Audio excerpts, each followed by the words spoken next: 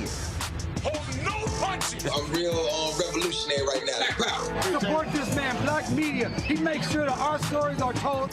Thank you for being the voice of Black America, Roland. Stay black. I love y'all. All momentum we have now, we have to keep this going. The video looks phenomenal. See, this difference between Black Star Network and Black-owned media and something like CNN. You can't be Black-owned media and be scared. It's time to be smart. Bring your eyeballs home.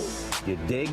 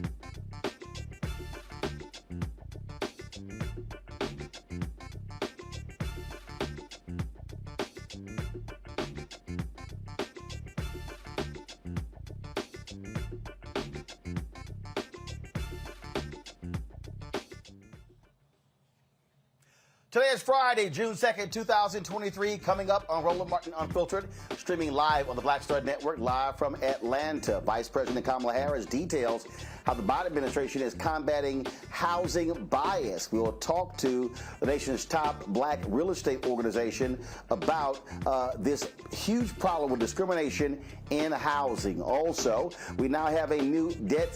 First of all, the debt ceiling has been signed into law. President Biden will be speaking in about an hour. We'll tell you exactly what is happening with that. Also, new jobs report came out today showing a robust economy. All this talk about a recession is not the case, but black unemployment did go up. We'll talk to the economist to explain why that happened. Also, on today's show, it's Education Matters segment. We'll talk with the CEO of an organization that helps students improve their math skills. It is time to bring the funk on Roland Martin Unfiltered on the Black Star Network. Let's go.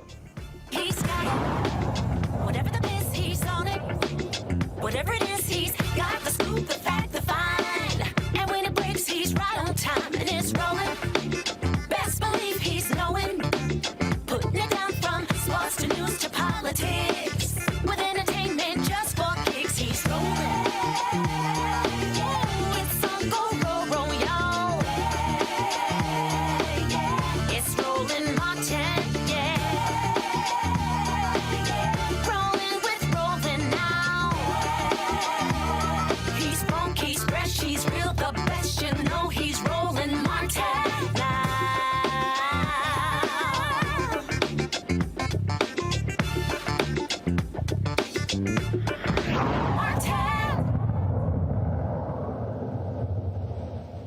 Republicans love to say that there's no systemic racism in America, yet we continue to see systemic racism in the housing industry. The Biden administration is trying to tackle that. Vice President Kamala Harris on Thursday held a call with various news media outlets talking about these new rules.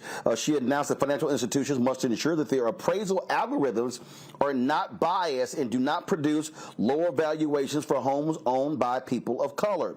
The administration is also releasing guidance to make it easier for consumers to appeal what they suspect to be biased valuations. Harris noted that only about 5% of home appraisers are people of color, and shared the administration hopes to grow through training opportunities for groups underrepresented in the industry. The move is part of an effort to ensure fair algorithms and increase transparency for home valuations.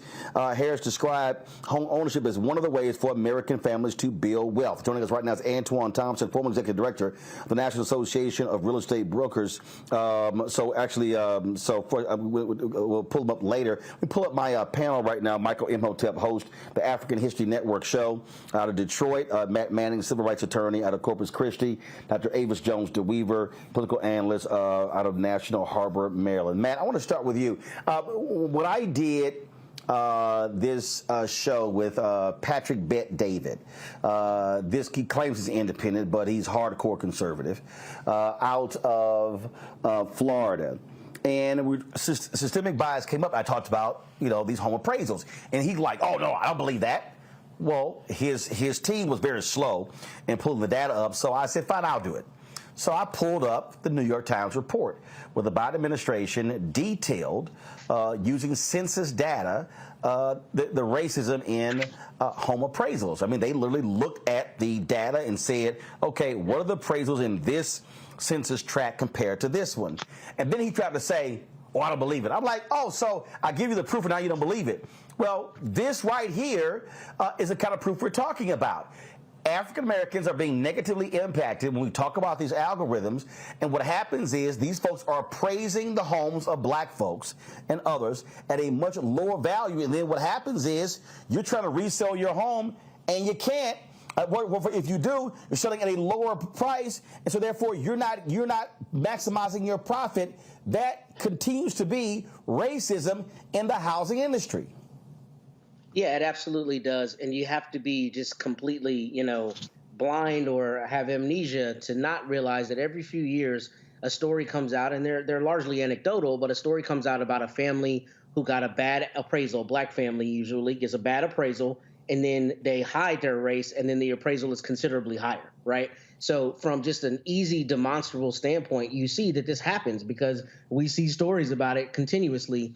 And we know that it happens. And I'm glad that the Biden administration is addressing this. What I am concerned about, and I'm hoping that your guest will clarify for me, is how they intend to cure the algorithm process. Because what concerns me is if the information that goes in is inherently flawed, then it'll come out with flawed results. And presumably they have some control for that. But that would be my concern. You know, if you're looking at communities that have been historically undervalued, then putting that data in is presumably going to skew the data. But outside of that curative question, I'm glad to hear this because, as we know, home ownership is by far the primary vehicle for not only generational wealth, but for people of all colors to build wealth. So the idea that we are systemically being discriminated against in the values of our homes purely because of race and purely because of, discrimination is a horrible thing and literally takes money out of people's pockets. So I'm glad that the administration sees this as a priority and is addressing it.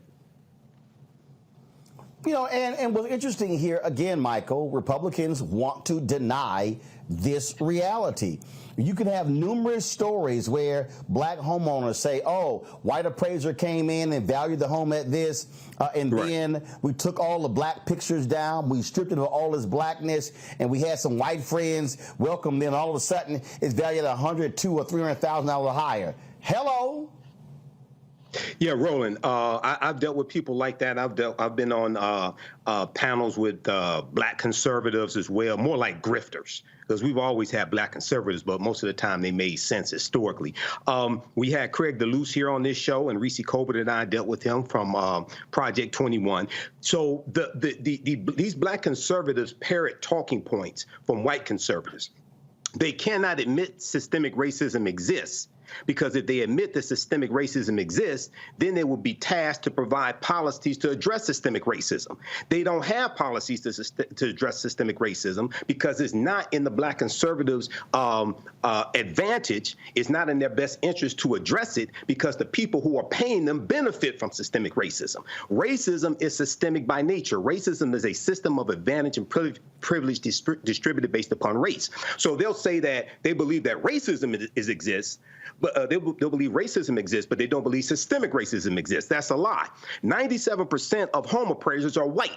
Black conservatives don't want to address that because then they'll be forced to do something about it. So the Biden-Harris administration, actually President Joe Biden back June 1st, 2021, 100th anniversary of the commemoration of the Tulsa Race Massacre, when he was down in Tulsa, he announced initiatives of the Biden-Harris administration to address systemic racism when it comes to home values, things of this nature. Okay, so this is a continuation of this. This is definitely needed. And all those simple Simon asses out there who talk about the Vice President Kamala Harris isn't doing anything, the Biden-Harris administration isn't doing anything, compare this to what Republicans are doing because they don't want to even acknowledge that this problem exists. Do we have Antoine Thompson there? All right, so we're having some technical issues there. On this front, and again, when we talk about the wealth gap, when we talk about the lack of wealth, this right here, Matt, is a perfect example. When our homes are selling for less, $20, $30, $50, $100, $200,000, that's money we can't invest. That's money we can't buy other things. Yeah, you're exactly right. And it's especially impactful because it's not some nebulous metric by which discrimination is occurring, right? It puts a dollar value on. We are $100,000 less up essentially than we would be if we sold our house if the appraisal were appropriate. And that's particularly true as we talk in the national zeitgeist about, people in the younger generations on being unable to buy homes. So the idea that families are investing in homes and want the latitude to move once they sell a home and are getting disadvantaged purely because of how they look, and that's taking away from their ability to buy a new home and or to invest, to your point, is especially problematic. And I think it's good in framing the discrimination issue because it's not purely a question of what is the mental anguish worth or what is the emotional toll of this worth. It's literally we are down $200,000 where we should be up $200,000 because of the appraisal. And I think that's helpful for framing the issue and also for people seeing the gravity of the issue, understanding how important home ownership is to the building of wealth. And I just get a kick out of these people, Michael, who act as if, oh, we're just making these things up and it's really no big deal. But the reality is the one area where most Americans have been able to generate wealth, it is through home ownership. And when you look at African Americans, we've never hit 50% of home ownership in this country. And so even when we do own homes, we still are having to deal with Jim Crow. Well, absolutely, Roland. And once again, this goes back to my premise. It's not in Republicans' interest to admit that this problem exists, because then they will have to deal with a history of laws and policies that maldistributed wealth and power and resources into the hands of Europeans. Right now, you know, the Brookings Institute in the past few years came out with their study that shows that African Americans' homes are valued at $48,000 less than comparable white homes. That accumulates to $156 billion in less value that our homes have. This negatively impacts generational wealth. When you look at the GI Bill, 1944, signed into law by President Roosevelt, the GI Bill is one of those bills in the 20th century that drastically maldistributed wealth, power, and resources, because white veterans were able to get low-interest loans to buy homes, go to college, and start businesses, whereas African Americans were disproportionately discriminated when they took advantage of the benefits that, one, we earned by serving in the military, serving in World War II, and two, our taxpayer dollars were paying for. But when you try to address things like this, then you have somebody like a Senator Tim Scott who says that America's not a racist country. And when he made that statement, everybody needs to look at what his next statement was. His next statement was, and I'm paraphrasing, it's wrong to have race-based policies or policies that address that discrimination. He's talking about reparations. He's talking about dealing with things like critical race theory, et cetera. Okay, so this is the playbook of Republicans. So we have to understand this and make sure that we vote them out of power and keep them out of power. All right, folks, hold tight 1 second. Got to go to a break. We'll be back. Roland Martin Unfiltered right here on the Black Star Network. Hatred on the streets, a horrific scene, a white nationalist rally that descended into deadly violence. White people are losing their damn minds. As an angry pro-Trump mob storms the U.S. Capitol, we're about to see the rise of what I call white minority resistance. We have seen white folks in this country who simply cannot tolerate black folks voting. I think what we're seeing is the inevitable result of violent denial. This is part of American history. Every time that people of color have made progress, whether real or symbolic, there has been what Carol Anderson at Emory University calls white rage as a backlash. This is the rise of the Proud Boys and the Boogaloo Boys. America, there's going to be more of this. Here's all the Proud Boys, guys. This country is getting increasingly racist in its behaviors and its attitudes because of the fear of white people. The fear that they're taking our jobs, they're taking our resources, they're taking our women. This is white fear.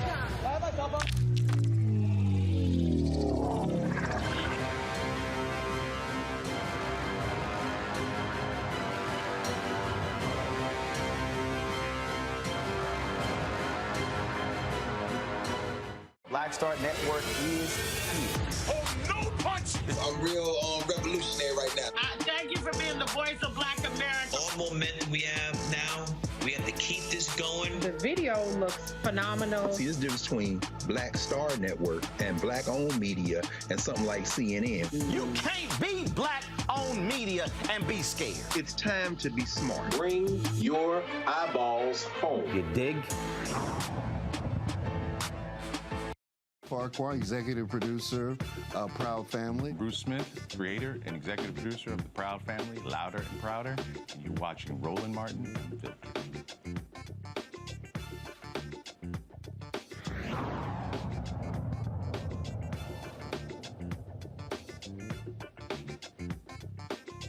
All right, folks, welcome back. Joining us right now is Antoine Thompson, former head of the top black real estate group, National Association of Real Estate Brokers. Antoine, so, your thoughts on this announcement by Vice President Kamala Harris, what the Biden administration is doing when it comes to combating housing discrimination in the algorithms? First, thank you for having me. Yes, it's desperately needed. I think it's the biases with the algorithms has been a big issue for many years, but I want us to understand that it's one of many things that needs to happen to deal with the biases in the appraisal industry. Just share with folks with what y'all have seen, what you've had to contend with when we talk about how homes are valued and how black people and other people of color are negatively impacted by lower valuations. Yeah, it's really heartbreaking.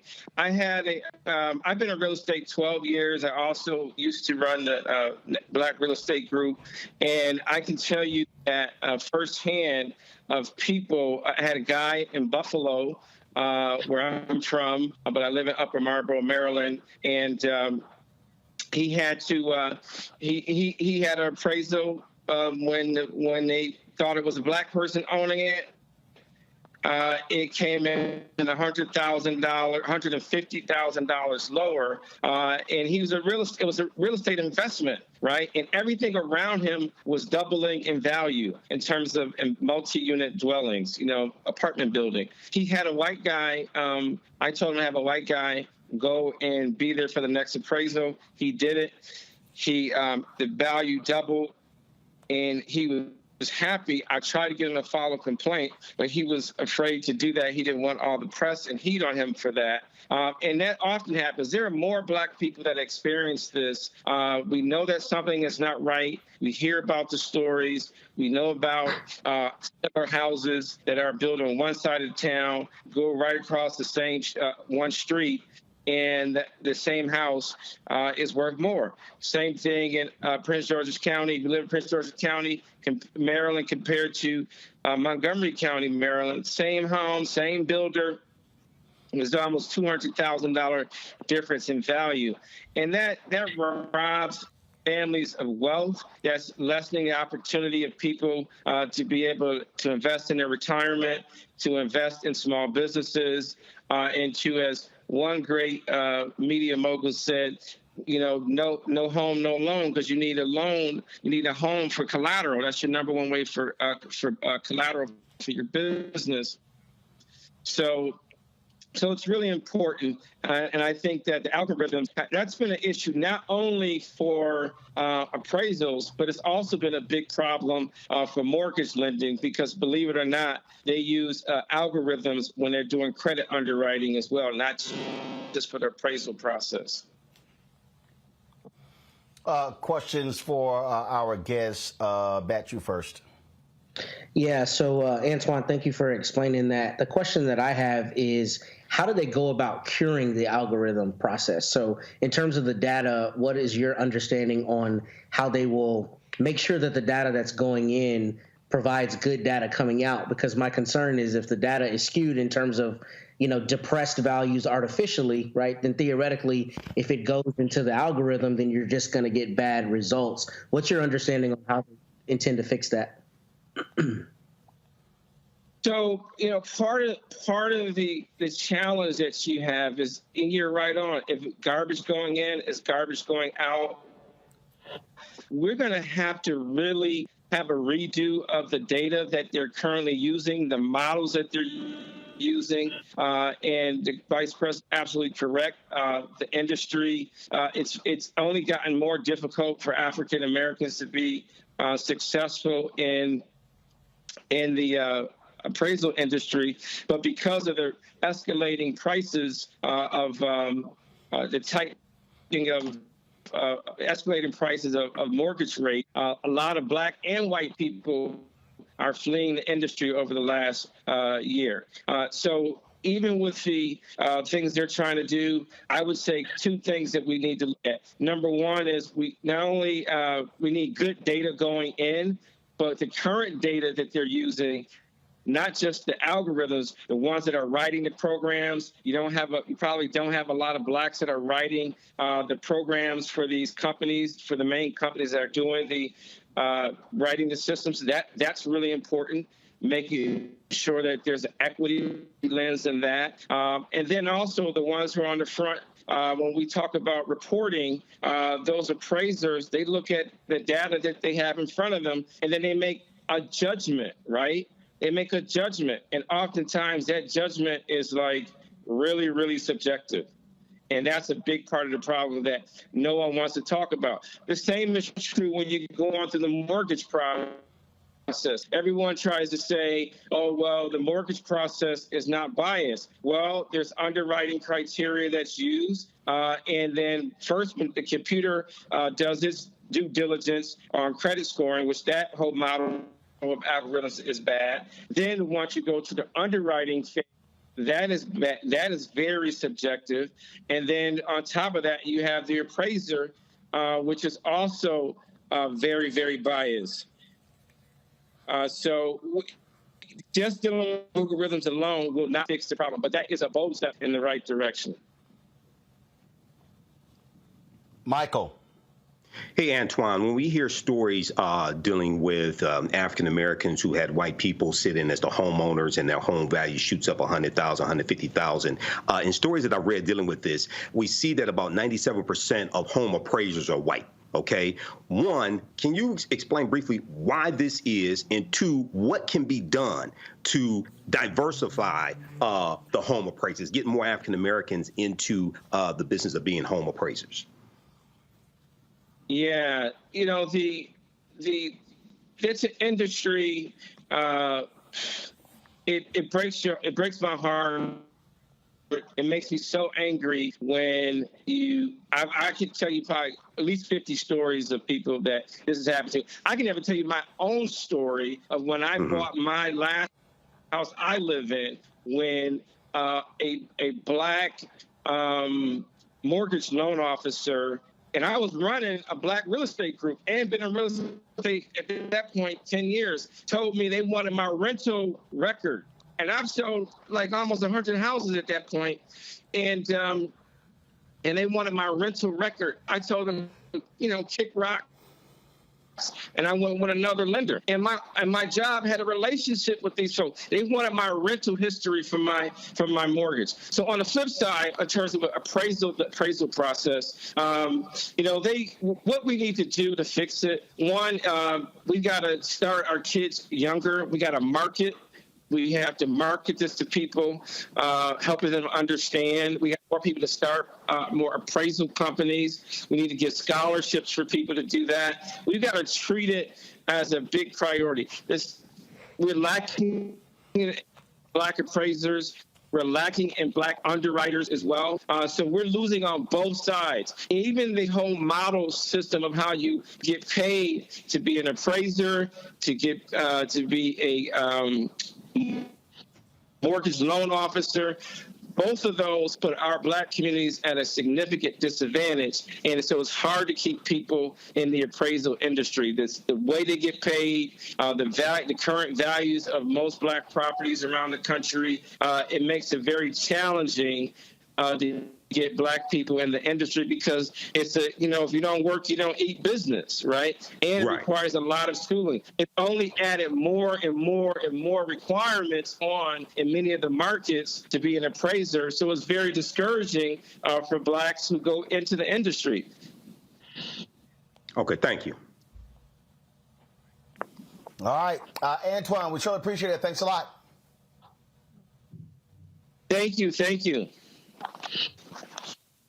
All right, folks, going to a break. When we come back, we'll talk economy. We'll talk about this case out of Louisiana as well that we got our eyes on, and other news of the day. Don't forget, President Joe Biden is going to be speaking in less than 30 minutes from the Oval Office, talk about the debt ceiling. So all of that on Roland Martin Unfiltered. You're watching on YouTube. Hit that like button, y'all. We should be every single time you log on. Hit the like button. It impacts, speaking of algorithms, the algorithm, and you help our show out as well. Also, download our Black Star Network app, Apple phone, Android phone, Apple TV, Android TV, Roku, Amazon Fire TV, Xbox One, Samsung Smart TV. Your donations are critically important for us to keep our doors open. Send check-in money orders to P.O. Box 57196, Washington, D.C. 20037-0196. Cash App, $ RM Unfiltered, PayPal R Martin Unfiltered, Venmo is RM Unfiltered, Zelle RolandSMartin.com, RolandMartinUnfiltered.com, and be sure to get your copy of my book, White Fear: How the Browning of America is Making White Folks Lose Their Minds, available at bookstores nationwide. Download your copy on Audible. We'll be right back. That was a pivotal time. And I remember Kevin Hart telling me that. He's like, man, what you doing, man? You got to stay on stage. And I was like, yeah, well, I'm young, thinking, like, I'm good. And he was absolutely right. What show did you have at the time? This was one-on-one. Got it. During that time. So you're doing one-on-one, going great, you making money, you like... I'm like, I don't need to leave. I don't need to leave from, Wednesday, Thursday to Sunday. I didn't want to do that. It was just like, I'm going to stay here. Or I didn't want to finish work Friday, fly out, go do a gig Saturday, Sunday. I was like, I don't have to do that. And I lost a little bit of that hunger that I had in New York. I would hit all the clubs, run around. Sometimes me and Chappelle or me and this one or that one, we'd go to the Comedy Cellar at 1 in the morning. And that was our life. We loved it. You do 2 shows in Manhattan, go to Brooklyn, leave Brooklyn, go to Queens, go to Jersey. And I got complacent. I was like, I got this money, I'm good. I don't need to go chase that, because that money wasn't at the same level that I was making, but what I was missing was that training. Yes. Was that. And it wasn't the money. It was the money. It was that's what I needed.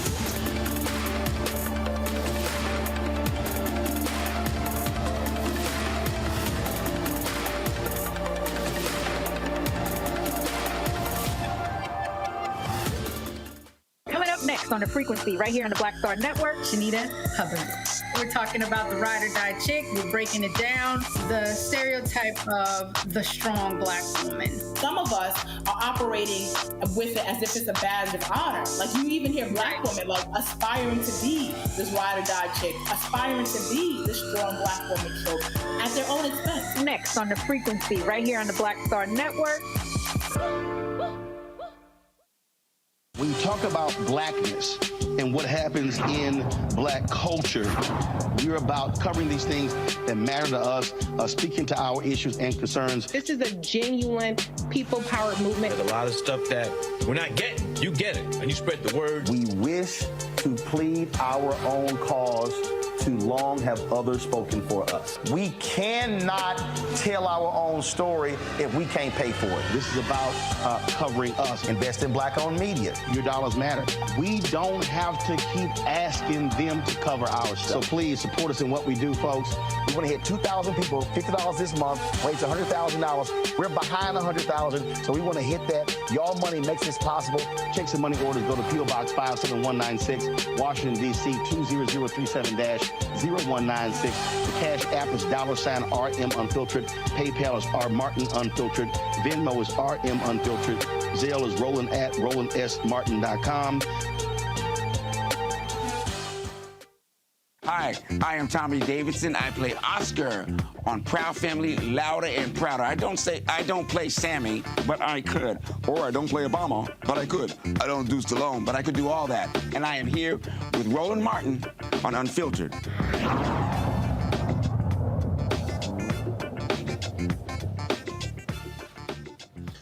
All right, folks, we've talked about these hair issues in this country when Black people are being targeted. Well, a Louisiana principal is literally trying to defend something that she did to a Black 7th grader. Check this out. She told this young man if his decision to braid his hair meant he was trying to, quote, be a gangster. According to Ashley Thorne, Dr. Angela Messman, the principal of Calvary Baptist Church, Calvary Baptist, a private school in Slidell, asked her son Dalen about his hairstyle. Ashley and her husband Damon met with Messman the next day to discuss the incident. During the meeting, Messman told the parents she had some concerns. Quote, I've never had a student wear their braids like that. I've had teachers personally come to me and ask about his hair and what I thought about it. I've seen children grow up in this school, and I've seen them change, so I was just checking to see where we are. I just wanted to see his heart. Our culture is changing. Little boys used to have regular little haircuts. I'm seeing a lot of young people listening to a lot of rappers pushing for drugs and doing things opposite of Christ. Oh, so in a second, we're going to talk to Ashley Thorne about this. My goodness, what the hell, Matt?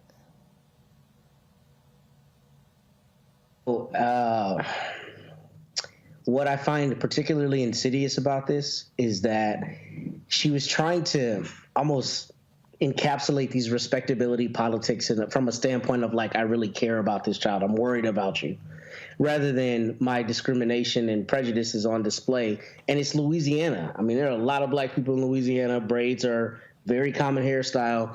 So to think that that is somehow tantamount to being a gangster and to have the audacity to ask this kid that and put him in a position where he has to advocate for himself for his hairstyle and his culture is just disgusting to me. And it's especially disgusting that it comes from the same kind of thing that we see white people do, just like the sheriff in my county. He's always talking about a or going back to Mayberry, right? And this erstwhile time lost in society where everybody was living in Pleasantville, and that one never existed. And two, dog whistles, not black people. And that's what happened in this instance, and it's just disgusting. And I hope that this family considers a Title VI lawsuit if this school is receiving federal funding, because there's entirely too much information about this for you to continue making comments like this, particularly to a young child. Kelly Bethea joins us right now, communication strategist. Kelly, I'm tripping on. I was just concerned. Mm-hmm. I had concern about him. Where are we going with this? Yeah, it's unfortunately not news to me that white people don't understand black hair. I think that is one of the 5. I'm sorry. Oh, I was hearing feedback. Kelly, keep going. Yeah, it's unfortunate that, like Matt said, this was kind of wrapped in this very much Karen concern, and that backhanded compliments, passive aggressiveness, and the like, but also considering, if I'm reading correctly, this is coming from a private Christian school. It is deeply rooted in Eurocentricity, specifically Eurocentric Christianity, as if Jesus's hair wasn't like wool and probably was braided too. People don't really think about that. And I don't understand how, when you have biblical stories about how Samson's strength came from his hair, and how you have, almost tenets of how to not cut your hair, for that to be ignored for the sake of Eurocentricity is incredibly hypocritical, but is also very on brand for American Christianity. It's all, to me, this is called nutcase land, Michael. Roland, there's so many things wrong with this story. Okay, first of all, she says that she sees rappers pushing drug dealing and all type of negative things like this, but she doesn't call out the white corporations that pay the rappers to push drug dealing. She doesn't talk about that.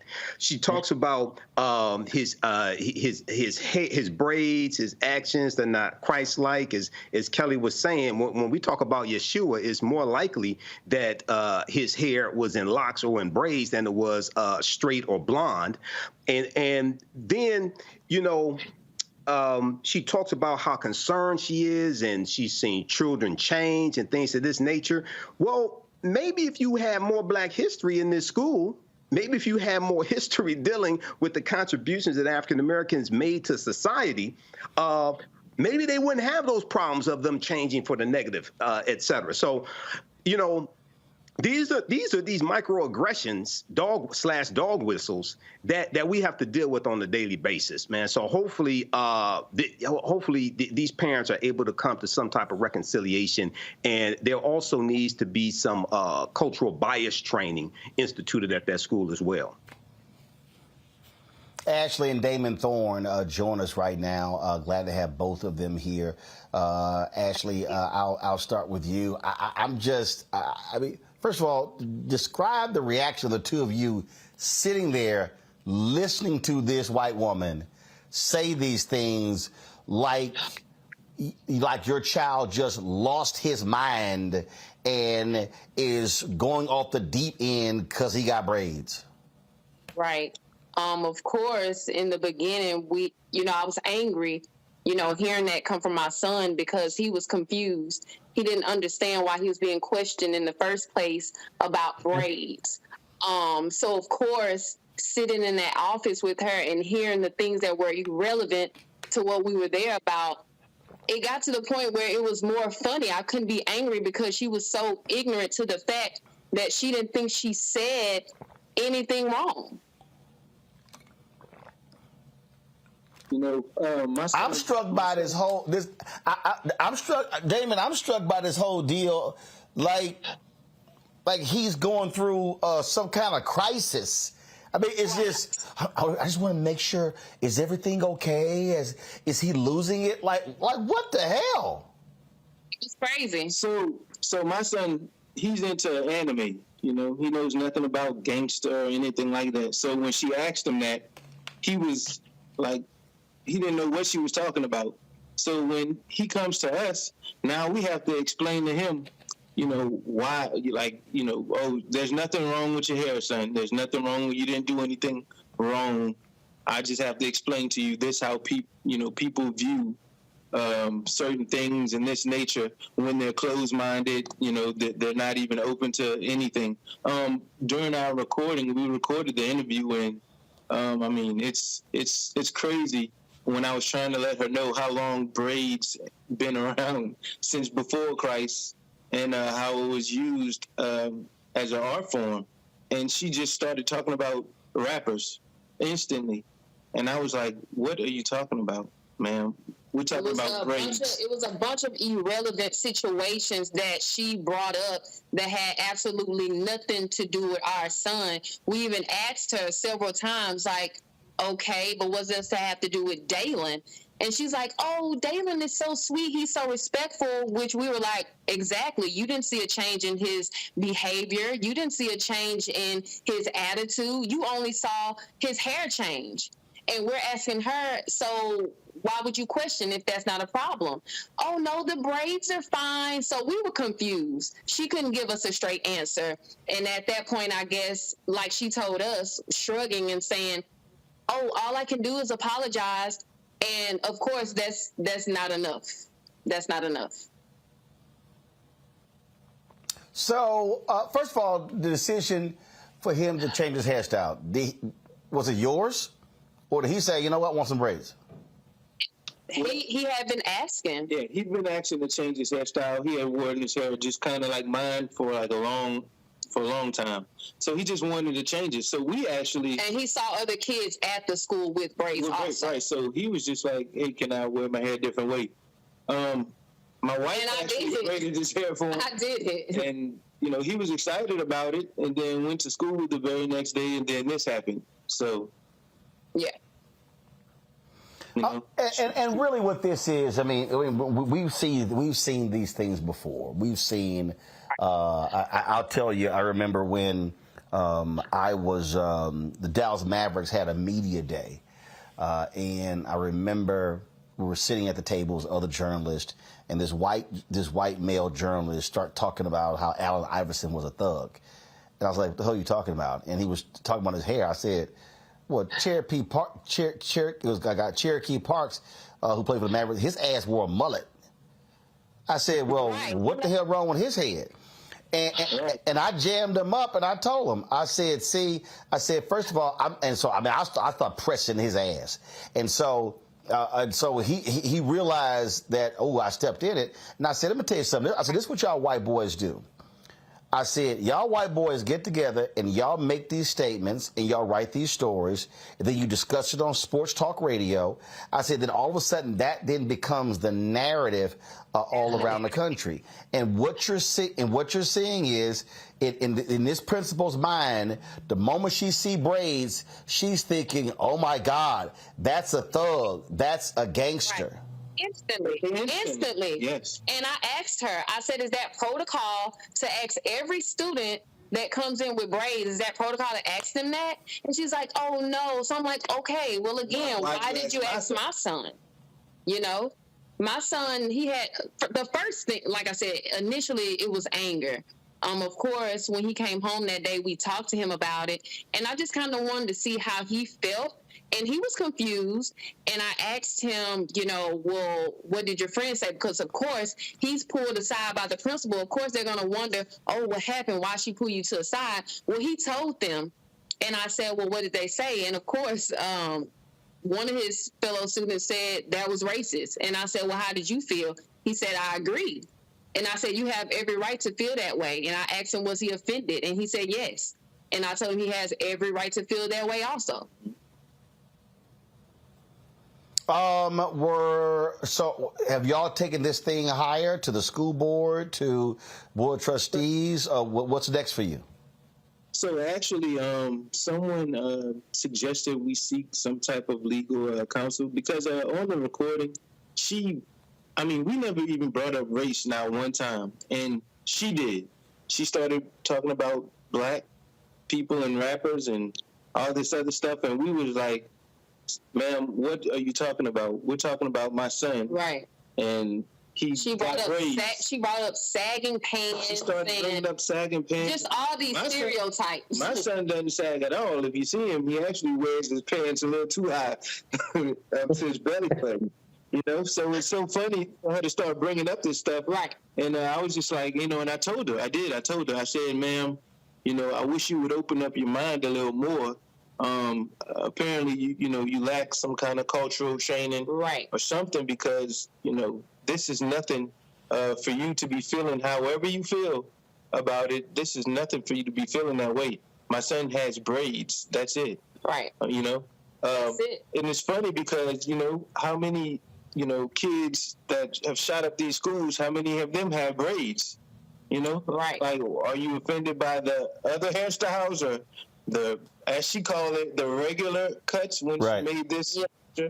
She's like, I'm used to kids with the normal, regular haircuts. And again, that doesn't describe our son. So we're seeking legal counsel. We haven't yet found somebody. We're looking. Yeah, we're looking for legal counsel, which is why we haven't released the recording, because we want to make sure we do this correctly. Right. It's a private school, so of course there are steps, but this particular board that they have, it seems that they stand with her. Yeah, they don't really want to talk about it. So we're trying to, I don't want to let this be swept under the rug, because she's comfortable with doing this. She's done it before, same kind of situation. And I guess she gives them this, well, I apologize, and that's supposed to be it. I don't think we should sweep this under the rug. She's done it too many times. She doesn't need to be in any authority over children. There should always be consequences for everyone's actions, especially those in high authority like that. You're the principal of the school, so you have to lead by example. And I don't want to just bring about awareness. I want to actually do something that actually create some type of change, whether it's, her losing her job, or she needs to understand that there's consequences for her actions. You're not allowed to go around asking kids, a 12-year-old, if their hairstyle, I don't know, insinuating it's something gangster or something negative about it, and then goes on to say, oh, well, how you wear your hair and your clothes reflects God. Making it seem like him his feel hair like something's wrong with what he's doing, and he's done nothing wrong. All right, folks. Look, keep us abreast of what happens, and good luck in your battle. Thank you so much. All right. Gonna go to break. We'll be back on Roland Martin Unfiltered on the Black Star Network. Pull up a chair. Take your seat. The Black Tape. With me, Dr. Greg Carr, here on the Black Star Network. Every week, we'll take a deeper dive into the world we're living in. Join the conversation only on the Black Star Network. On the next, A Balanced Life with me, Dr. Jackie. How big a role does fear play in your life? Your relationship to it and how to deal with it can be the difference between living a healthy life, a balanced life, or a miserable one. Whenever the power of fear comes along, you need to put yourself in that holding pattern and breathe, examine, find out if there's something that your survival instinct requires you to either fight or take flight. Facing your fears and making them work for you instead of against you. That's all next on A Balanced Life on Black Star Network. I'm Deborah Owens, America's Wealth Coach, and my new show, Get Wealthy, focuses on the things that your financial advisor and bank isn't telling you, but you absolutely need to know. So watch Get Wealthy on the Black Star Network.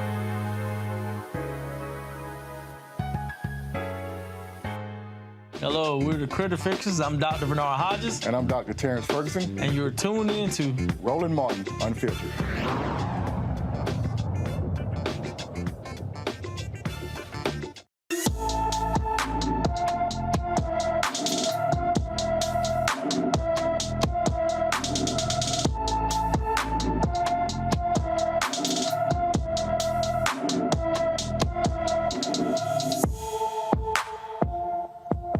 Lanny Bush has been missing from Minneapolis since April 30th. The 16-year-old is 5 feet 10 inches tall, weighs 150 pounds, with black hair and brown eyes. Anyone with information about is Lanny or Lonnie Bush is urged to call the Hennepin County, Minnesota Sheriff's Office at 952-258-5321, 952-258-5231. A Colorado judge says prosecutors in the case of Elijah McClain murder trial must provide more information about two men's charges before a trial can begin. A Denver judge agreed with defense attorneys for officers Randy Rodema and Jason Rosenblatt, arguing that they could not mount a proper defense due to a lack of information from prosecutors. McClain was stopped by police officers Rodema, Rosenblatt, and Nathan Woodyard in a Denver suburb in 2019 after a 911 caller reported a man who seemed, quote, sketchy. When paramedic Jeremy Cooper and Lieutenant Peter Suchinik arrived, officers forcibly restrained him using a chokehold as paramedics injected him with ketamine. Rodema and Rosenblatt are scheduled to go on trial on July 10th. Two paramedics, Jeremy Cooper and Lieutenant Peter, are currently expected to go on trial in August, while a third police officer, Nathan Woodyard, is set to be tried in September. A Missouri judge agrees to keep court documents sealed in the Ralph Yarl case because of threats against Andrew Lester, the white man who has been charged with shooting the black teen. Lester's lawyers asked Clay County Judge Louis Angles to seal court records because Lester has had to relocate 3 times since last month's shooting. The judge expressed concern that not sealing the documents could also lead to witness intimidation, which could influence the case outcome. Lester has pleaded not guilty to charges of assault in the first degree and armed criminal action in the case. Lester remains out of custody after posting a $20,000 bond. Preliminary hearing is scheduled for August. And the New York murder case for the death of Jordan Neely is now before a grand jury. Prosecutors are presenting evidence in the case of former Marine Daniel Penny, who was charged with second-degree manslaughter. Penny was charged last month in the death of Jordan Neely, who died after being put in a chokehold by Penny on a New York City subway train.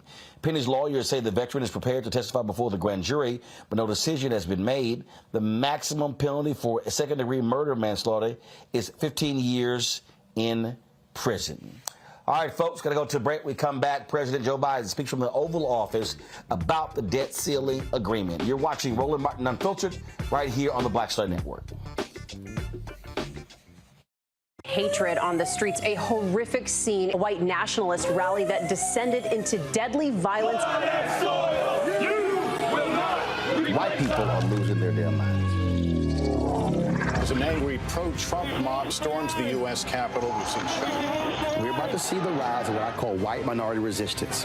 We have seen white folks in this country who simply cannot tolerate black folks voting. I think what we're seeing is the inevitable result of violent denial. This is part of American history. Every time that people of color have made progress, whether real or symbolic, there has been what Carol Anderson at Emory University calls white rage as a backlash. last This year. is the rise of the Proud Boys and the Boogaloo Boys. America, there's going to be more of this. Here's all the Proud Boys, Dave. This country is getting increasingly racist in its behaviors and its attitudes because of the fear of white people. The fear that they're taking our jobs, they're taking our resources, they're taking our women. This is white fear.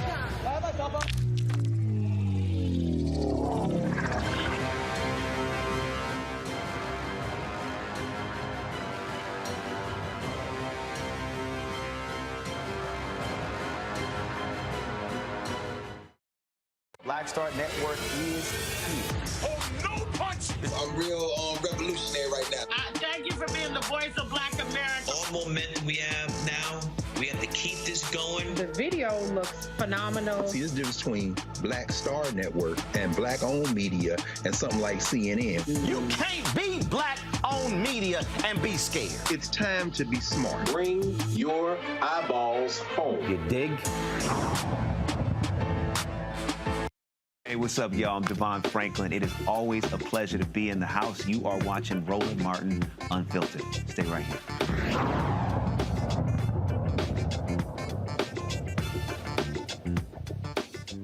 All right, folks, momentarily, President Joe Biden is going to be speaking from the Oval Office about the debt ceiling agreement that he has signed into law. The House, of course, passed it. The Senate passed it this week as well.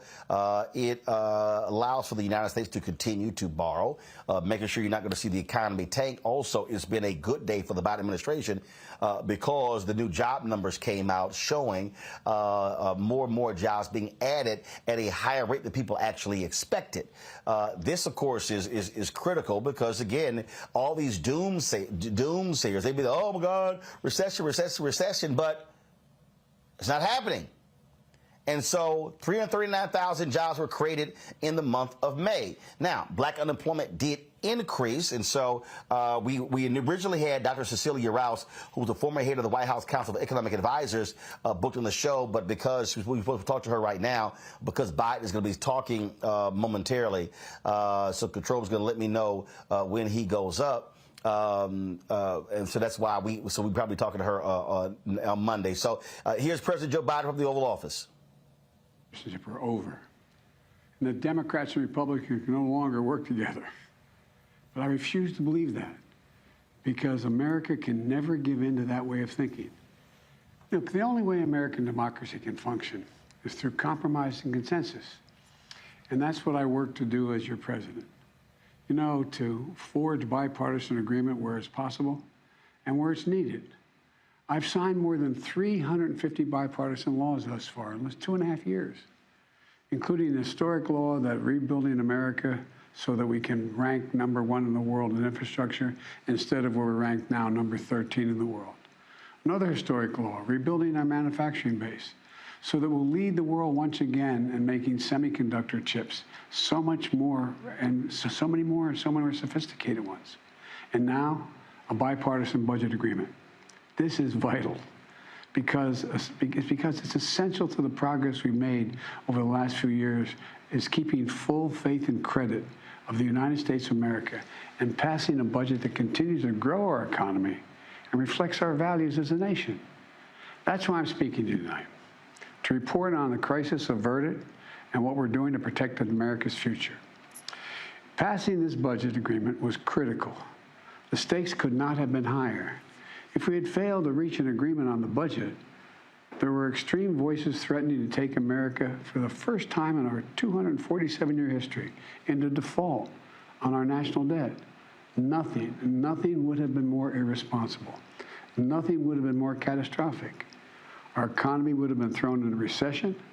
Retirement accounts for millions of Americans would have been decimated. 8 million Americans would have lost their jobs. Default would have destroyed our nation's credit rating, which would have made everything from mortgages to car loans to funding for the government much more expensive. And it would have taken years to climb out of that hole. And America's standing as the most trusted, reliable financial partner in the world would have been shattered. So it was critical to reach an agreement. And it's very good news for the American people. No one got everything they wanted, but the American people got what they needed. We averted an economic crisis, and economic collapse. We're cutting spending and bringing the deficits down at the same time. We're protecting important priorities from Social Security to Medicare to Medicaid to veterans to our transformational investments in infrastructure and clean energy. I want to commend Speaker McCarthy. You know, he and I, and our teams, we were able to get along and get things done. We were straightforward with one another, completely honest with one another, respectful with one another. Both sides operated in good faith. Both sides kept their word. And I also want to commend other congressional leaders. House Minority Leader Jeffries, Senate Majority Leader Schumer, Senate Minority Leader McConnell. They acted responsibly and put the good of the country ahead of politics. The final vote in both chambers was overwhelming, far more bipartisan than anyone thought was possible. So I want to thank the members of Congress who voted to pass this agreement, which I'm going to sign tomorrow and become the law. So here's what the deal does. First, it cuts spending. And over the next 10 years, the deficit will be cut by more than $1 trillion. And that will be on top of the record $1.7 trillion. I already cut the deficit in my first 2 years in office. And it's clear we're all on a much more fiscally responsible course than the one I inherited when I took office 4 years ago. When I came to office, the deficit had increased every year the previous 4 years. And nearly $8 trillion was added to the national debt in the last administration. And now we're turning things around. And that's good for America. You know, my dad used to have an expression. He said, Joey, don't tell me what you value. Show me your budget. I'll tell you what you value. That's at the heart of this debate. What do we value? Protecting seniors. You may remember during my State of the Union address, there was a spirit exchange between me and a few Republicans spontaneously occurring on the floor of the House of Representatives. I was pointing out that for years, some of them were putting forward proposals to cut Social Security and Medicare. And some of them that night took exception, and they said very loudly that that wasn't true. So I asked them on the floor that night, I said, ask them a simple question. Will you agree not to cut Social Security, not to cut Medicare? Would they agree to protect these essential programs that are a lifeline for millions of Americans? Programs that these Americans have been paying into every single paycheck they've earned since they started working, and that provides so much peace of mind. With the bright lights and cameras on, those few Republicans who were protesting, they agreed. They said they wouldn't cut it. That's how we protected Social Security and Medicare from the beginning and from it being cut, period. Health care was another priority for me, a top priority.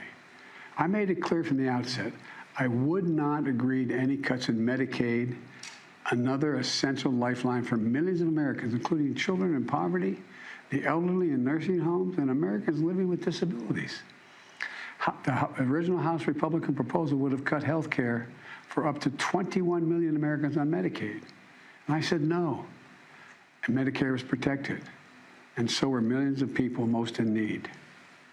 Look, I've long believed that the only one truly sacred obligation that the government has is to prepare those we send into harm's way and care for them and their families when they come home and when they don't come home. That's why my last budget provided VA hospitals with additional funding for more doctors, nurses, and equipment to accommodate the needs of veterans and more appointments. The House Republican plan would have meant 30 fewer million VA healthcare visits for our veterans. But we didn't let that happen. In addition, this bill fully funds the Bipartisan PACT Act, the most significant law in decades for veterans exposed to toxic burn pits and for their families. It expands access to those veterans and their families to health care and to disability benefits. Look, we're investing in America and our people and in our future. We've created over 13 million new jobs, nearly 800,000 manufacturing jobs. Where is it written that America can't lead the world again in manufacturing? Unemployment is at 3.7%. More Americans are working today than ever in the history of this country. And inflation has dropped 10 straight months in a row. In this debate, I refuse to put what was responsible for all this economic progress on the chopping block. This bipartisan agreement protects the law that will help us build the best infrastructure in the world. It fully protects the CHIPS and Science Act, which is going to bring key parts of our supply chain to America, so we don't have to rely on others, like semiconductors, those tiny computer chips smaller than the tip of your finger that affect nearly everything we rely on, from cell phones to building automobiles to the most sophisticated weapon systems and so much more. We protected another law that I passed and signed last year that finally beat Big Pharma, which I've been trying to do for over 30 years. It finally gives Medicare the power to negotiate lower drug prices, just like the VA has been able to do for veterans. This law has already dramatically cut the cost of insulin for seniors, from as much as $400 a month to just $35 a month for insulin. Negotiating lower drug prices not only saves seniors a lot of money, it saves the country a lot of money. $160 billion that's not having to be paid out because drug prices are more rational. We pay the highest drug prices of any industrial nation in the world, and it's just the beginning. You know, we also protected the most significant breakthrough ever in dealing with the existential threat of climate change. Today, new wind and solar power is cheaper than fossil fuel. Since I've been in office, clean energy and advanced manufacturing have brought in $470 billion in private investments. It's going to create thousands of jobs, good-paying jobs, all across this country, and help the environment at the same time. Remember, at the beginning of this debate, some of my Republican colleagues were determined to gut the clean energy investments. I said, no, we kept them all. And there's so much more to do. We're going to do even more to reduce the deficit. We need to control spending if we're going to do that. But we also have to raise revenue and go after tax cheats and make sure everybody's paying their fair share. No one, I promise, no one making less than $400,000 a year will pay a penny more in federal taxes. But like most of you at home, I know the federal tax system isn't fair. That's why I kept my commitment, again, that no one earning less than $400,000 a year will pay a penny more in federal taxes. That's why last year I secured more funding more IRS funding to go after wealthy tax cheats. The nonpartisan Congressional Budget Office, and it is nonpartisan, says that this bill will bring in $150 billion, and other outside experts expect that it would save as much as $400 billion, because it's forcing people to pay their fair share. Republicans may not like it, but I'm going to make sure the wealthy pay their fair share. I'm also proposed closing over a dozen special interest tax loopholes for big oil, crypto traders, hedge fund billionaires, saving taxpayers billions of dollars. Republicans defended every single one of these special interest loopholes, every single one. But I'm going to be coming back, and with your help, I'm going to win. Right now, catch this, right now the average billionaire in America pays just 8% in federal taxes. 8%. Teachers and firefighters pay more than that. That's why I proposed a minimum tax for billionaires. Republicans are against it, but I'm going to keep fighting for it. No billionaire should pay less in federal taxes than a teacher or a firefighter. Look, let me close with this. I know bipartisanship is hard, and unity is hard, but we can never stop trying. Because in moments like this one, the ones we just faced, where the American economy and the world economy is at risk of collapsing, there's no other way. No matter how tough our politics gets, we need to see each other not as adversaries, but as fellow Americans. Treat each other with dignity and respect. To join forces as Americans to stop shouting, lower the temperature, and work together to pursue progress, secure prosperity, and keep the promise of America for everybody. As I've said in my inaugural address, without unity, there is no peace, only bitterness and fury. And we can never become that country.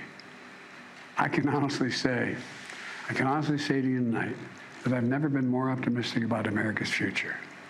We just need to remember who we are. We are the United States of America, and there's nothing we can't do when we do it together. So thank you all for listening, taking the time tonight to listen to me. May God bless you all, and may God protect our troops. Thank you. All right, folks, that was President Joe Biden talking about the debt ceiling, but also what's happening with the economy. We're going to go to a break. On the flip side, we're going to talk to our panel about what he had to say. You're watching Roland Martin Unfiltered on the Black Star Network. YouTube, hit that button, that like button. Also, folks, download the Black Star Network app, Apple phone, Android phone, Apple TV, Android TV, Roku, Amazon Fire TV, Xbox One, Samsung Smart TV. Also, your dollars make it possible for us to do what we do. Folks, listen, I'm in Atlanta right now. I was covering the National Coalition on Black Civic Participation, their organizing conference. Next week, we're going to be in Jackson, Mississippi for the 60th anniversary commemoration of the assassination of Medgar Evers. We're going to be covering the events at the Medgar and Murray Evers Institute at Jackson State, so we're going to be there. So, look, the only way we can do what we do is with your support. So please support us as best that you can. Send your check and money orders to P.O. Box 57196, Washington, D.C. 20037-0196. Cash App, $RM Unfiltered. PayPal, R Martin Unfiltered. Venmo is RM Unfiltered. Zelle, Roland at RolandSMartin.com. Roland at RolandMartinUnfiltered.com. And be sure to get a copy of my book, White Fear, How the Browning of America is Making White Folks Lose Their Minds. Those proceeds I put right back into the show, folks. And so you can, of course, get the book at Amazon, Barnes & Noble, Target, Books A Million. You can also download your copy on Audible. We'll be right back. That was a pivotal time. I remember Kevin Hart telling me that. He's like, man, what you doing, man? You got to stay on stage. And I was like, yeah, well, you know, I'm young, thinking, like, I'm good. And he was absolutely right. What show was the other time? This was one-on-one. Got it. During that time. So you're doing one-on-one, going great. Yeah. You making money. You like. I'm like, I don't need to leave. I don't need to leave from Wednesday, Thursday to Sunday. I didn't want to do that. It was just like, I'm gonna stay here. Or I didn't want to finish work Friday, fly out, go do a gig Saturday, Sunday. I was like, I don't have to do that. And I lost a little bit of that hunger that I had in New York. I would hit all the clubs, run around. Sometimes me and Chappelle or me and this one or that one, we go to the Comedy Cellar at 1 in the morning. And I mean, that was our life. And we loved it. You do 2 shows in Manhattan, go to Brooklyn, leave Brooklyn, go to Queens, go to Jersey. And I got complacent. I was like, I got this money, I'm good, I don't need to go chase that, because that money wasn't at the same level that I was making, but what I was missing was that training. Yes. Was that. And it wasn't the money. It was the money, it was that's what I needed.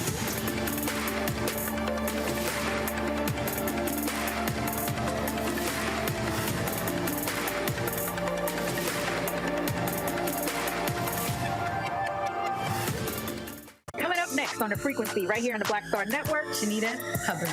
We're talking about the ride or die chick. We're breaking it down. The stereotype of the strong Black woman. Some of us are operating with it as if it's a badge of honor. Like, you even hear Black women like aspiring to be this ride or die chick, aspiring to be the strong Black woman chick at their own expense. Next on the frequency right here on the Black Star Network.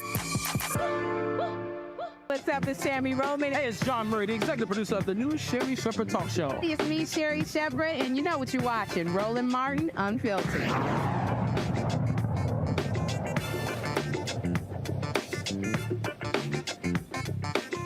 All right, folks, welcome back to Roland Martin Unfiltered on the Black Star Network. Let's go right to my panel. We got Kelly, Matt, Michael. Michael, I'll start with you.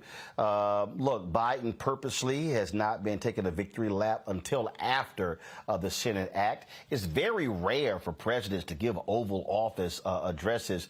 This here clearly was his attempt to reframe this discussion and to tout how he's been able to actually get things done in a bipartisan way. You can look at the poll numbers, that's one thing, but he's racking up actual successes. He's racking up a whole lot of successes. This is just a continuation of the first 2 years of the Biden-Harris administration, and this debt ceiling bill could have been much worse when you look at what Republicans actually wanted. So he was able to masterfully negotiate this bill. Now, McCarthy had to dance for the MAGA Republicans in the House of Representatives, but McCarthy already said defaulting on the debt is off the table. Okay, McCarthy wasn't going to let that happen. So there are some things in here that some of the progressives, in the House, voted against it.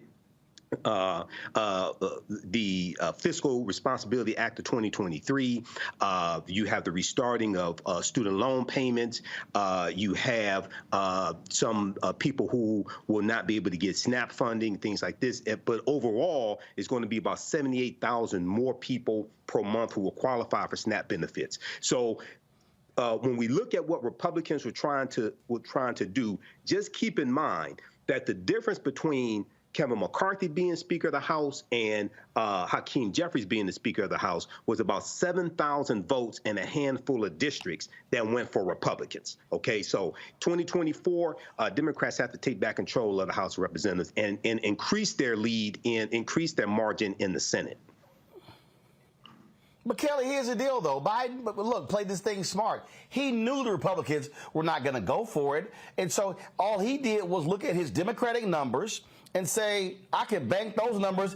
I need to pick up a handful of Republicans. Boom. I got me a deal in the House. And that's what happened.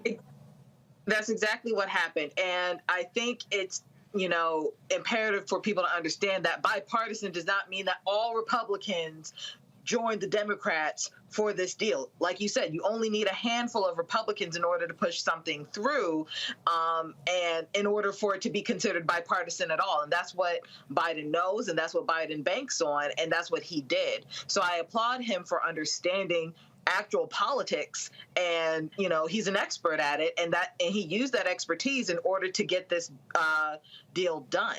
Now, a lot of people are saying, I see the comments, how you mentioned how he has successes under his belt, and people are saying, well, how do you have successes but your approval rating is so low? Approval rating does not mean that you don't have any successes under your belt. Approval rating means that you don't know what those successes are, as far as I'm concerned. And that goes back to the Biden administration's comms team and outreach not doing as great of a job as they could, expressing exactly what Biden does for this country. So I think that with the proper outreach strategy, on top of good policy and good law going out, not only will Biden's approval ratings go up, but Americans will actually understand what's going on and actually be pleased and not be relying on polls to decide who's approving and who's not.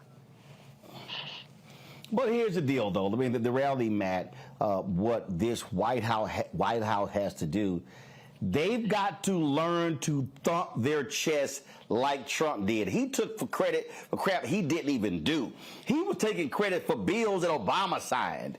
And so if for some reason Democrats don't like doing that, they think that looks like, oh, that's just a little too much.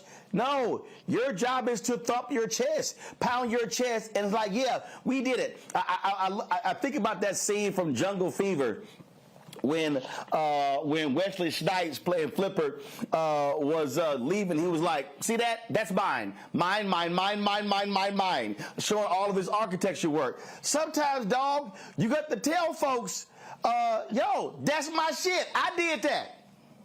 Roland, my brother, thank you for giving me this question. Because when I heard Biden speaking, I heard, my name is Joseph R. Biden, and I'm running to be your president again in 2024. Let me tell you all the ways that I'm dope. Let me tell you all the ways the Republicans are messed up. Let me tell you about the Cheeto-in-chief who left office with all these problems and how I'm fixing them. I thought this was real fireside chatty. It felt like FDR probably back in the 30s, where he's sitting and he starts talking about the debt ceiling, but then it, goes into all these other issues where he wants to make it exceedingly clear to the American people that he's working on their behalf. And, look, the reality of it is you're talking politicians and encapsulating things the way that they need to in order to garner support. But to your point, I think that this White House, as we've talked about many times on the show, needs to be better about this. And I think this was actually done in a very effective way. I think the prose that he chose was very unifying. I think the kind of tenor of what he talked about was coming together, especially on something like a debt ceiling, one where a lot of people don't fully understand what that means in practice. But just the idea that, hey, I reached across the aisle, I called the people on the other side and make things work to your benefit. I think he was effective in that respect, and I think what we're seeing is that he's already starting to counter the DeSantis and the Republicans and all the stuff that we know is going to be on the far extreme. He's already shooting for that middle America in particular to tell them, hey, I'm still your president, I'm still working for you, and I'm going to make sure there's a chicken in every pot in America.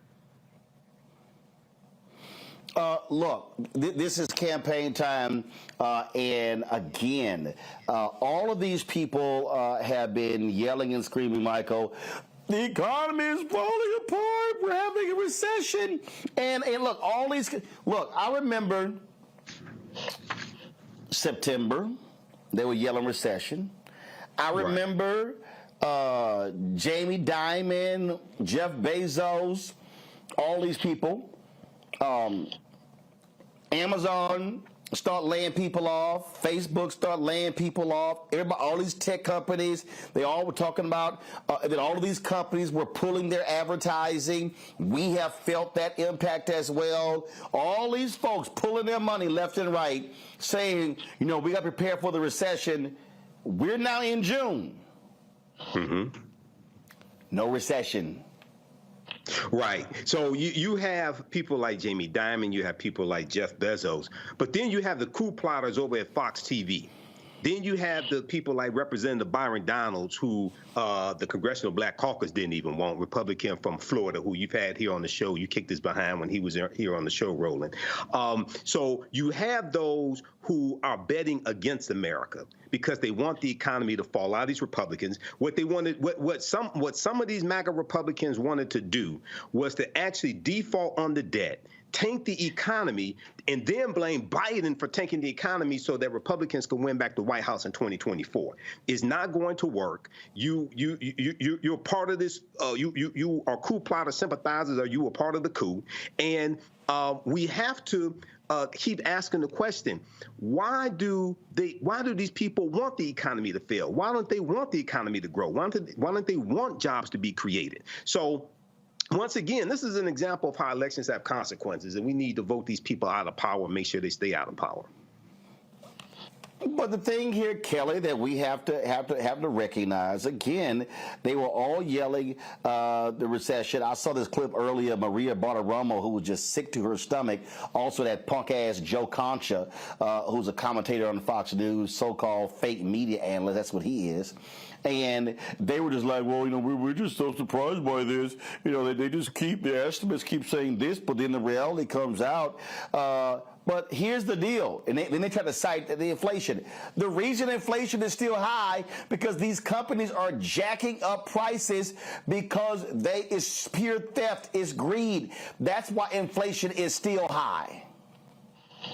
Well, not only that, but I think that the reason why Republicans are kind of spinning their wheels here is because they don't have a narrative if nothing is failing, right? Their whole machine is rooted in fear and propaganda. And when you do not have a story that has a modicum of truth to that fear and propaganda, they don't have anything to build their lies upon except their own lies. And right now they don't have a new lie to tout.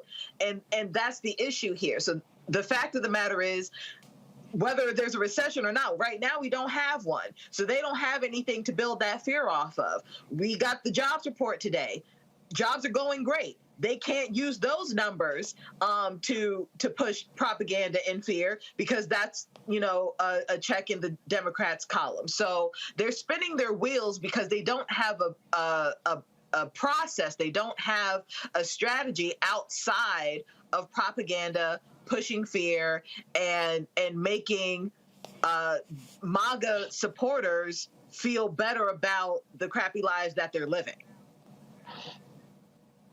All right, folks. Hold on one second. I got to go to a break. When we come back, more on Roland Martin Unfiltered and the Black Star Network. Yo, YouTube folks, hit that button. Let me see, first of all, are we at 1,000 likes by now? Man, look, I told y'all, I shouldn't have to be sitting here begging y'all to hit the doggone like button, okay? This thing is not that hard. This is what we do. So let's see here. Where we at? Where we at? Let's see here. Y'all, it's 946. When I come back from this break, we should be over 1,000. Okay, y'all commenting like crazy, but you ain't hitting the like button. Hit the damn like button, okay? Hit the subscribe button as well. On YouTube, let's get to 1.1 million YouTube subscribers, but download the Black Star Network app, Apple phone, Android phone, Apple TV, Android TV, Roku, Amazon Fire TV, Xbox One, Samsung Smart TV, and of course, support us, the Bring the Funk fan club. Of course, we're asking $50 each from our fans at $4.19 a month, 13 cents a day. Look, you're getting my show, 6 other shows on this network. Nobody's doing what we do. And so, look, y'all paying a hell of a lot more for cable, and that money is going to ESPN and Fox News. It ain't going to nobody black. So please support us in what you do. And so you can give less. Since somebody gave us $12.50, trust me, I appreciate that. You can give more. That'd be great as well. And so check in money orders, P.O. Box 57196, Washington, D.C. 20037-0196. Cash App, $RM Unfiltered. PayPal, R Martin Unfiltered. Venmo is RM Unfiltered. Zelle, Roland at RolandSMartin.com. Roland at RolandMartinUnfiltered.com. We'll be right back. When you talk about blackness and what happens in black culture, we're about covering these things that matter to us, speaking to our issues and concerns. This is a genuine people-powered movement. There's a lot of stuff that we're not getting. You get it, and you spread the word. We wish to plead our own cause.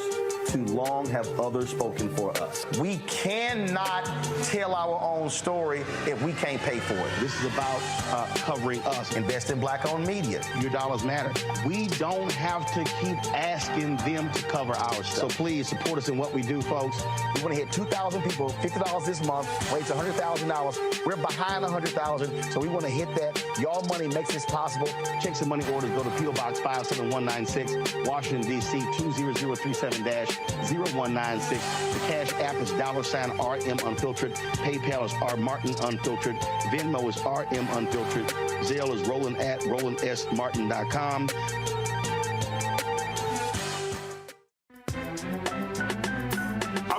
Muhammad, live from LA.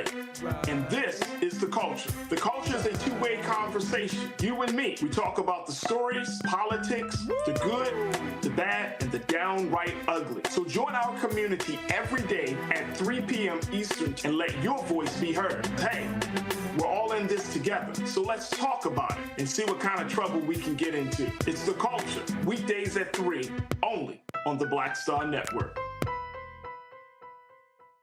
Hi, I'm Jo Marie Payton, voice of Sugar Mama on Disney's Louder and Prouder Disney Plus, and I'm with Roland Martin on Unfiltered.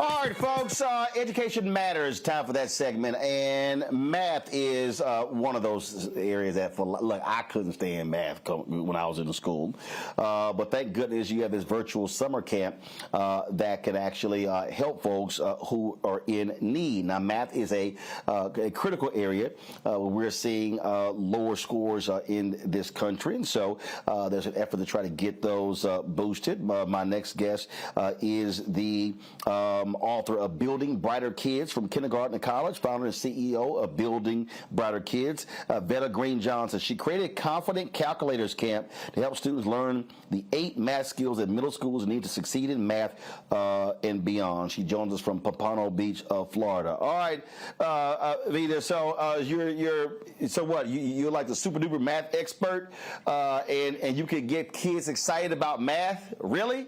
How? Absolutely. I am the master of middlers. So I get them excited about math. I get them excited about themselves. I teach them the importance of math. I show them how math plays a role in everything. Numbers are everywhere. That's just what I do. Magic and math. That's who I am.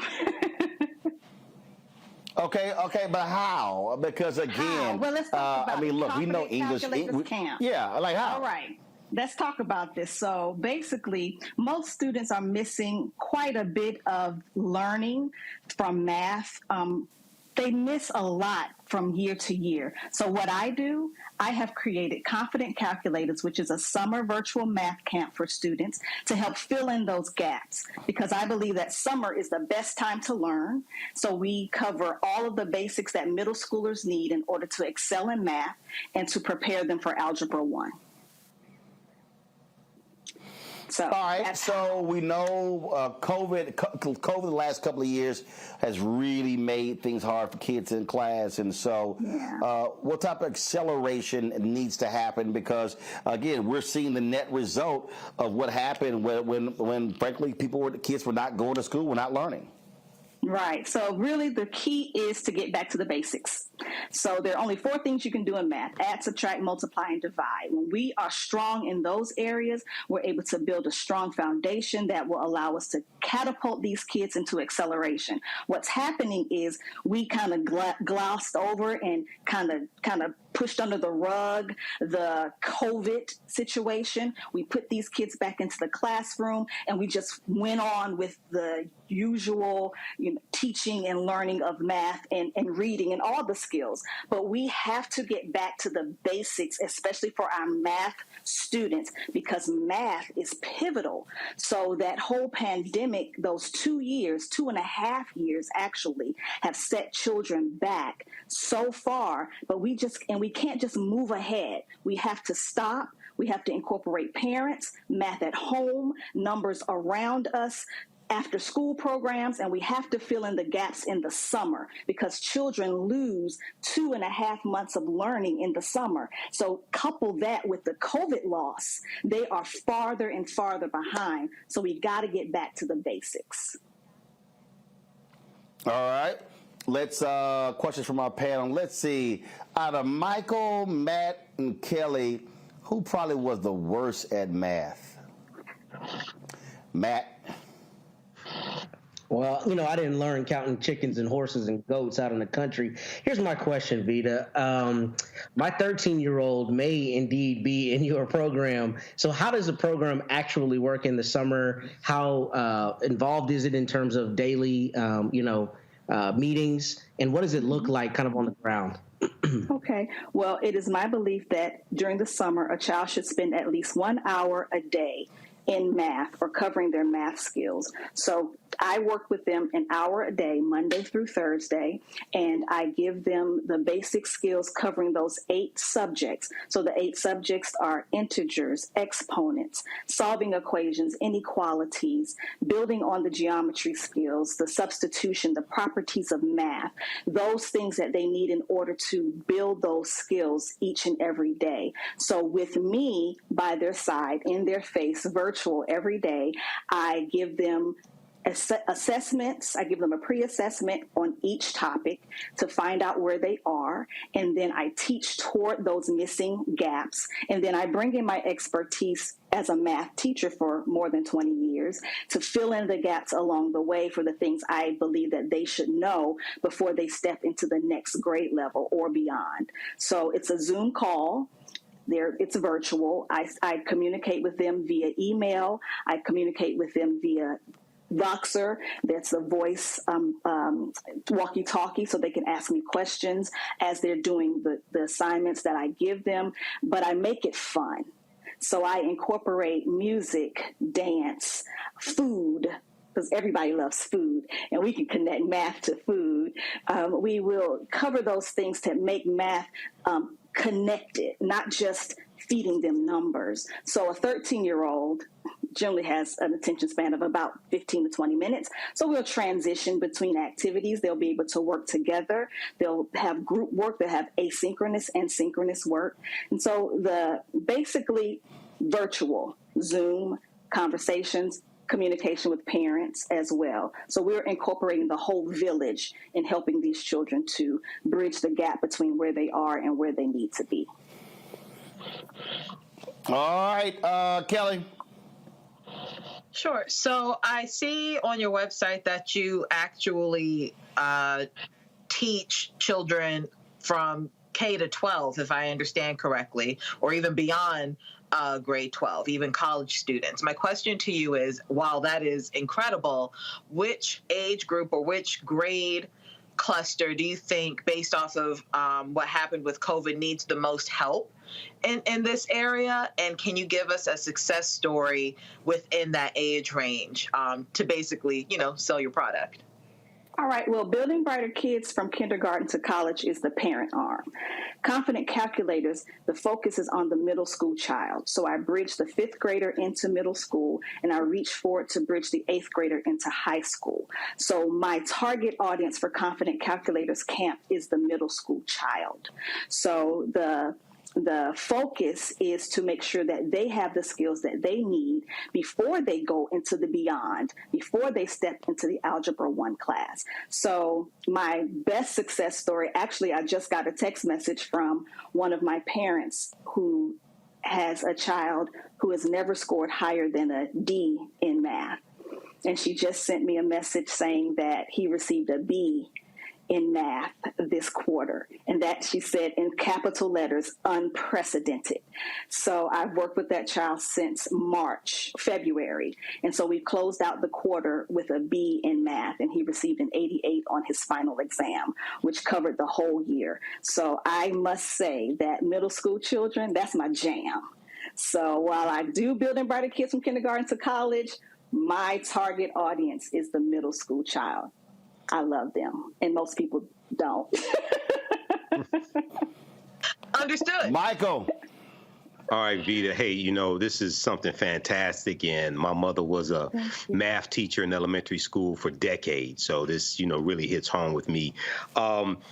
Oftentimes, you may have parents who want to help children with math, but those parents may not have been good in math when they were children, and there may be apprehension about helping the child and letting the child know that they don't know how to do certain math problems or deal with geometry. So how do you, when you have a child that's in your summer camp, is there anything to help incorporate the parents to try to reinforce at home what the child is learning during the summer camp? Absolutely. Parents will receive an email at the end of the lesson or the session each week. I call it Pieces of the Pie, PI for 3.14. Yep, they get the Pieces of the Pie strategies. I give them resources. I connect them with online and other resources that they can use at home. There are apps on the phone that they can use. There are activities that they can do at home. It's not just the scary math.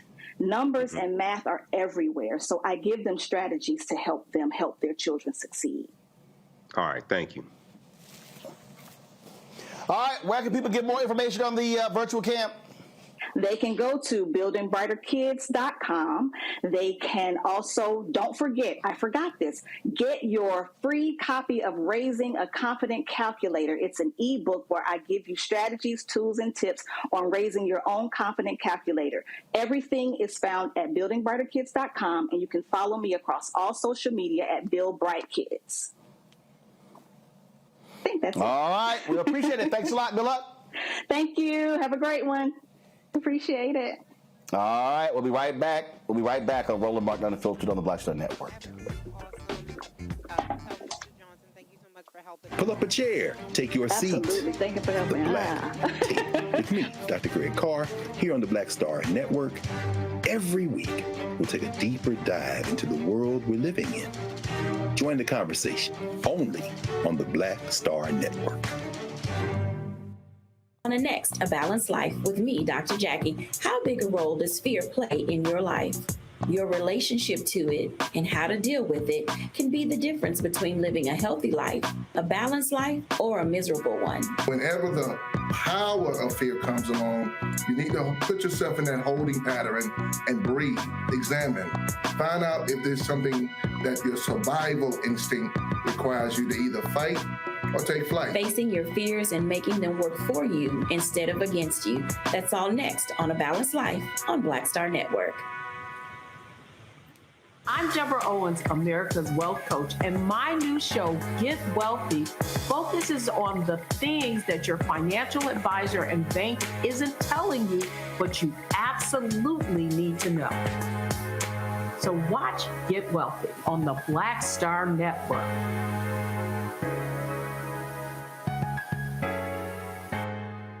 Hello, I'm Paula J. Parker. Truly proud on the Proud Family, Louder and Prouder on Disney+. And you're watching Roland Martin, Unfiltered.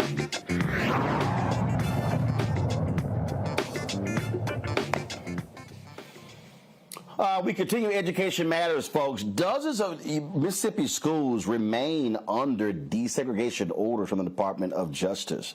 On Thursday, U.S. Assistant Attorney General Kristen Clark spoke to a small group in Holmes County Circuit Court Complex in Lexington, Mississippi, about the Justice Department examining the state school districts to ensure black students have equal access to educational programs. Clark told the small group, in our ongoing efforts to fulfill the promise of Brown v. Board of Education, we currently have 32 open cases with school districts here in Mississippi, and in each of those cases, we are working to ensure that these districts comply with desegregation orders from courts. Mississippi, folks, has the highest percentage of black residents of any state in the U.S. and has been home to legal fights over desegregation. In 2017, Mississippi Delta School District agreed to merge two high schools after nearly 50 years of litigation in which the community sought to maintain historically black and white schools. Clark also stopped at Jackson State University for her two-day Southern Civil Rights Tour. See, this is one of those things, Michael, that people don't understand, that they think that, 2023, we're long past that. The fact that you still are dealing with holding people accountable for Jim Crow era segregation, and we're in 2023. Absolutely, Roland. And this is what a lot of black conservatives don't want to address, because the white conservatives won't let them do it, because then you have to admit that systemic racism exists. And then the next step would be, okay, so what are you going to do about it? They're not going to do anything about it, so they pretend like it doesn't exist. And it's important for us to understand really what Brown versus Board of Education was about. It wasn't about white African-American children being able to sit next to white children in the school so they can learn better. The real fight was we wanted equal funding for our schools, just like white children, white students have for their schools. The goal was not to send our children and have them bust into hostile territories in the hostile schools and deal with teachers that didn't like them. We wanted equal funding. So here, this fight still continues, and this is really understanding racism, but it deals with the goal, it deals with the purpose of the Department of Justice when it was created in 1870 during Reconstruction, and it was primarily created to enforce the new rights that African Americans were given. Matt, this also explains to people, again, why it's important who wins the White House, but that's who controls the Department of Justice. That's correct. And it also explains to people that, a lot of times we only get the tip of the iceberg in terms of litigation and its impact. But what's important about Brown that people may not know is that it was actually litigated in two parts, essentially. And the Supreme Court gave the edict to these states to desegregate with, quote, all deliberate speed. And what we're seeing is, like, more than 60 years later, that speed has not been deliberate or there at all. I mean, the fact that in 2017, you've got a Mississippi school district that is still actively fighting desegregating, following, a litany of cases and decisions from years ago, ordering them to do so, shows you that there's, one, still a problem, and two, a problem that needs to be addressed head on. So that's good that Kristen Clark and the Department of Justice are taking taking that on head on. And in fact, my understanding is this is a part of a Deep South tour that she's doing. So hopefully her team will continue to identify, those issues that are persisting and continue going at them with all deliberate speed, because clearly these independent school districts have not done so. And we still have an issue many, many years later, well after the Supreme Court has laid down the law pretty clearly in this respect. Let's keep going to the east to Florida, where in Miami, a federal judge has sentenced the first person who was charged in connection with the assassination of a Haitian president, Jovenel Moïse, in 2021. Haitian-Chilean businessman Rodolphe Jarre got life in prison for his role in helping Colombian mercenaries carry out the assassination. Jarre is the first person to be convicted and sentenced in what the U.S. prosecutors describe as a broad plot by conspirators in Haiti and Florida to reap lucrative contracts under a new administration once Moïse was out of the way. Jarre had previously been a U.S. government informant. He was convicted of drug trafficking a decade ago. In March, he pled guilty to conspiracy to commit murder or kidnapping outside the United States and to providing material support resulting in death. 10 other defendants are awaiting trial in the United States. And this is one of those reasons, Kelly, why Haiti continues to be destabilized because of situations like this. Absolutely. And I'm sure Michael has the entire history in his head regarding how Haiti got to be where it is. But it really is unfortunate when you have these external powers that be come into Haiti and destabilize for, a litany of purposes. But the fact of the matter is, things like this happen there because of external forces. So I'm glad that justice in this respect has been served, but Haiti, as well as the world, has a long way to go as far as stabilizing this country. Again, justice should be served, so hopefully we will see more prison sentences for those involved with the assassination. That is it for us. Kelly, Matt, Michael, I certainly appreciate y'all joining us on today's show. Thank you so very much. Folks, I will see y'all on Monday. I'm back in the nation's capital, back in our studio. Be there on Monday. But again, we're going to be in Jackson, Mississippi at the end of next week for the Medgar and Merle Evers Institute for the 60th annual commemoration of the assassination of Medgar Evers. So we will be there. But again, we want you to support us in what we do. Please download our app. Again, a lot of times we have issues on YouTube and Facebook. Well, guess what? We own and control our app. That's why that's important. And so please support us there. Of course, by downloading it by Apple phone, Android phone, Apple TV, Android TV, Roku, Amazon Fire TV, Xbox One, Samsung Smart TV. You can also, your dollars also are critically important for us to do what we do. So please send your check and money orders to P.O. Box 57196, Washington, D.C. 20037-0196. Cash App, $RM Unfiltered. PayPal, R Martin Unfiltered. Venmo is RM Unfiltered. Zelle, Roland at RolandSMartin.com, Roland at RolandMartinUnfiltered.com. And be sure to get a copy of my book, White Fear, How the Browning of America is Making White Folks Lose Their Minds. Available at bookstores nationwide, including getting it from Barnes & Noble, Target, Books A Million. Download your copy on Audible. Folks, I'll see y'all. Have a great, great weekend. See you next week. Holla!